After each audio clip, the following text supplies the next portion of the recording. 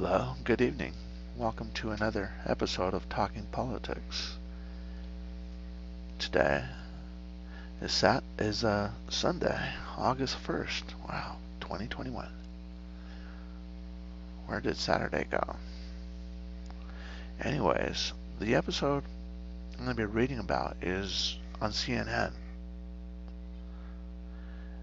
It says Democrats are on the verge of repeating a voting rights blunder that led to the rise of Jim Crow.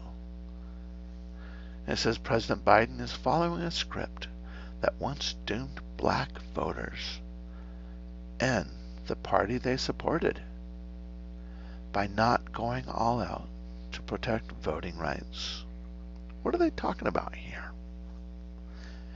What they are talking about is there are a number of states that are passing bills to supposedly, by Democrat standards, restricting voting rights.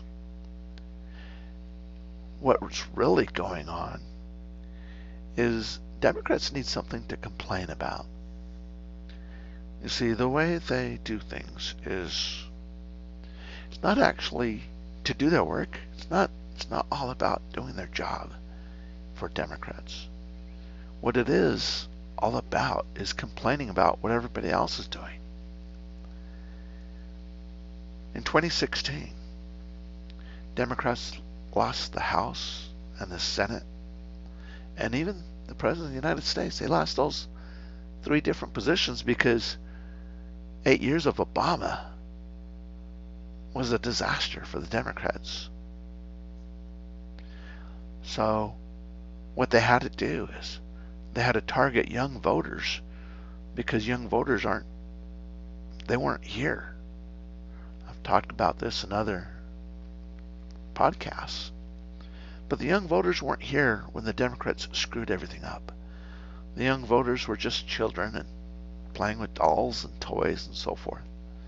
So that's why Democrats love young voters, because you're inexperienced.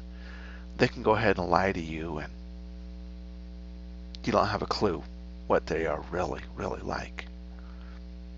So when it's talking about a blunder that led to Jim Crow, with the voting rights, they want to say that the restrictions are going to restrict minorities, blacks and so forth, and browns from voting. But have you ever actually looked at what's inside the bill? Have you looked inside of the bill? A while back, CNN actually posted what's inside the bill. And I took and read it completely from head to toe, basically. There's nothing in here restrictive. Seriously. I already posted about this in one of my posts already, podcasts. I'm going to talk about it again. It says, the bill is calling for partisan poll watcher protection. In other words, they want to make sure that people can watch the polls. How is that restrictive? That is not if they're standing in front of you and blocking you from voting, I can see that restrictive. But if they are standing there and watching to make sure that people are doing what they're supposed to be doing, they don't see the same person walking in twice or three times or whatever. Or they don't see a young person coming in and voting for an old person or vice versa.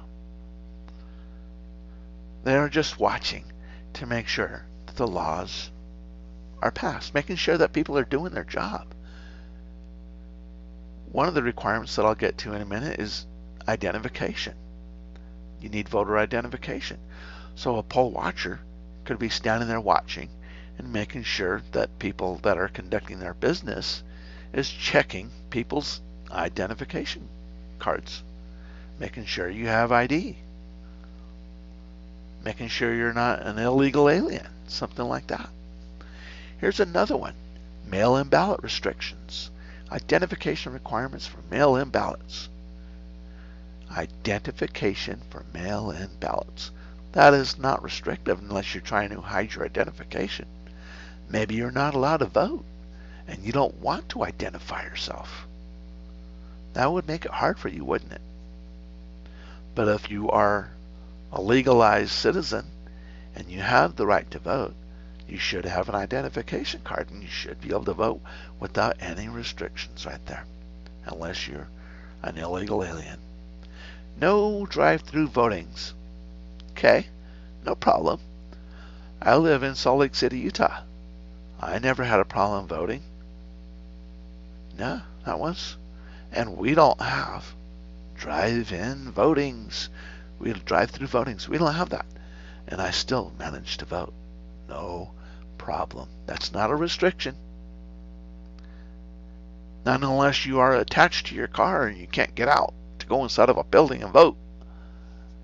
Okay, I can understand we have a coronavirus, but you know what?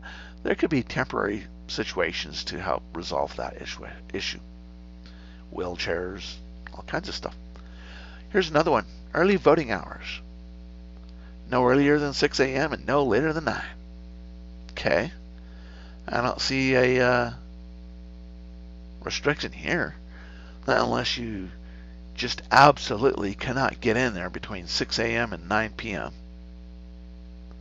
That's not, and then that's not restrictive to only black and brown and Chinese and so forth, Asian.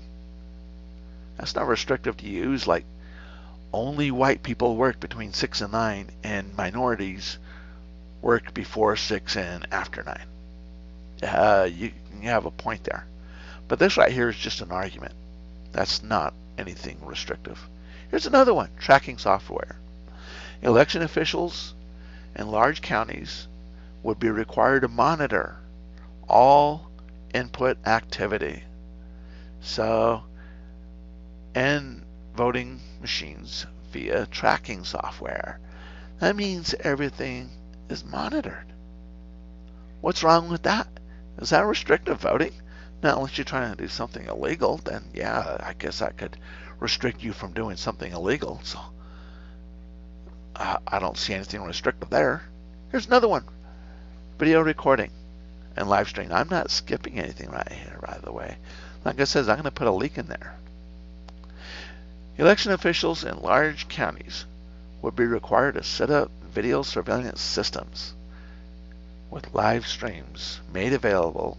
Okay, that sounds not restrictive.